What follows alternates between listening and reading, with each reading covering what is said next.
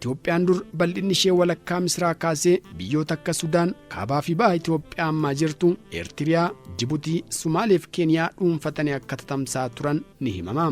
Walitti bu'insaa fi wiirtuuwwan daldalaa yeroo adda addaatti uumamanii qofaatti ba'uun biyyoonni hedduun mul'achuu qaban.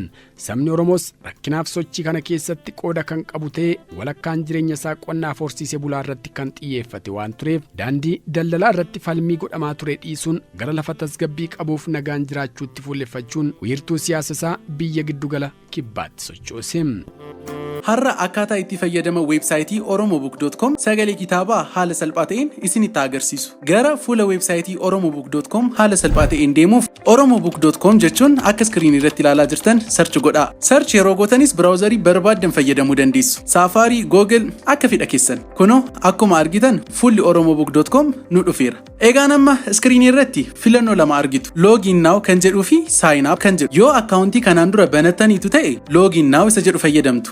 Garuu akkaawuntii kanaan dura hin qabdan yoo ta'e sign up kan jedhu tuqaa. Garuu immoo Google akkaawuntii qabdu yoo ta'e haala salphaatiin login now isa jedhu kana tuqxanii Google akkaawuntii keessan filattanii akkaawuntii create godhachuu ni dandeessu. Garuu amma filannoo sign up dhaan adeemna. Egaan sign up erga jettanii booda kunoo haala kanaan sign up navigationiin isiniif dhufu. Egaan guca sign up kana akkaataa inni guututti haala salphaadhaan guutuu dandeessu. Saanduqa isa jalqabaa irratti emailii keessan achiin username. Username jechuun maqaa guyyaa guyyaatti fayyadamtan jechuudha. Sana booda saanduqoota lamaan isaaniittiyuu paaswordii wal fakkaataa fayyadama. Paaswordii jabaataa fi kan hin irraanfanne osoo ta'e baay'ee filatama. Erga continue jettanii boodas kunoo meeseejiin akkas jedhu isiniif dhufu.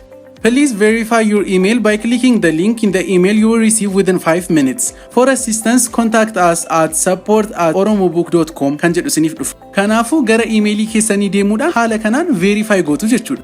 So, erga verify gootanii xumurtanii boodas baga gammaddan. Fuula oromobook.com irraati akkaawuntii mataa keessanii create godhataniitu jechuudha. Haala salphaatiin meenuu achumaan books kan jedhu keessa seenuudhaan kitaabota isiniif qophaa'an bilisaan dhaggeeffachuu dandeessu. Egaan Oromobook sagalee kitaabaa haala salphaadhaan akkasitti itti fayyadamuu dandeessu jechuudha. Fayyaa ta'aa.